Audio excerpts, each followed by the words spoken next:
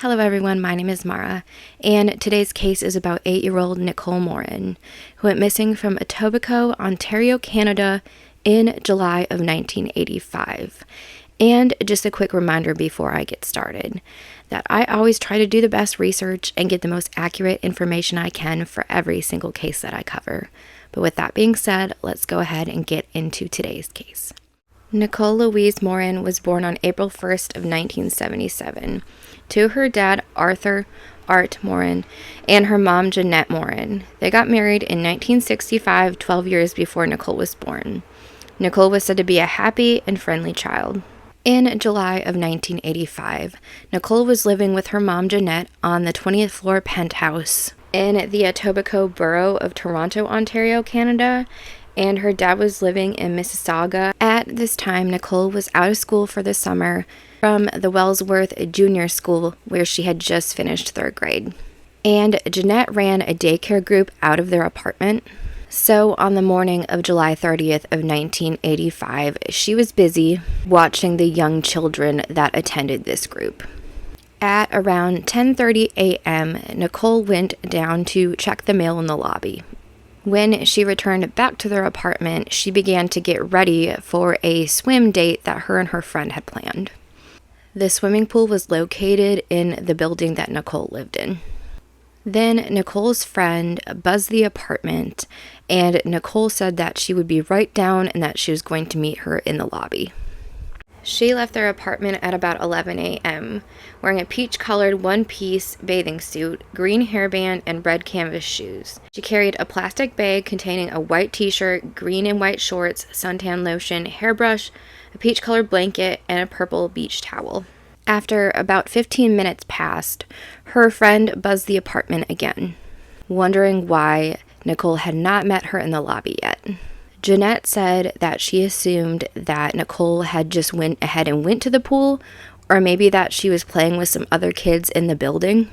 So unfortunately, time passes, and Jeanette does not report Nicole missing until 3 p.m.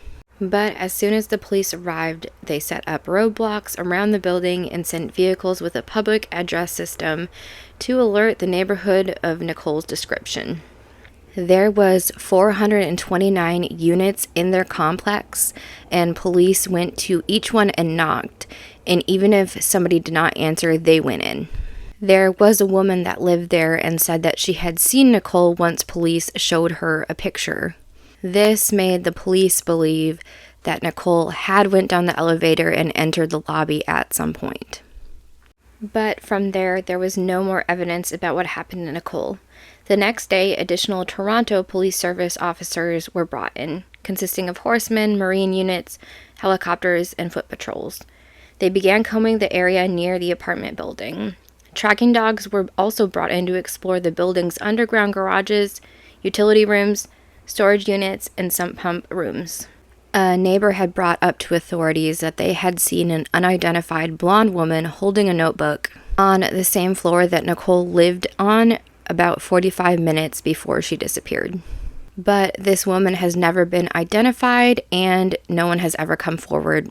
And although police discouraged it, Art Morin raised funds to hire a private investigator. He also left his job, set up an office, and searched for clues for what happened to Nicole. He also moved back in with Jeanette after Nicole went missing, but they legally separated in 1987. By November of 1985, police had questioned over 6,000 people. And they also cleared all family and friends being involved in Nicole's disappearance. At a point, an unexplained note was found in their apartment that authorities believed that Nicole had written months before she went missing. It said, "I'm going to disappear." And even though there has been years of investigating and so many leads, Nicole is still missing. What do you all think happened to her? Do you think that somebody kidnapped her? Do you think the family is maybe more involved than what they're saying?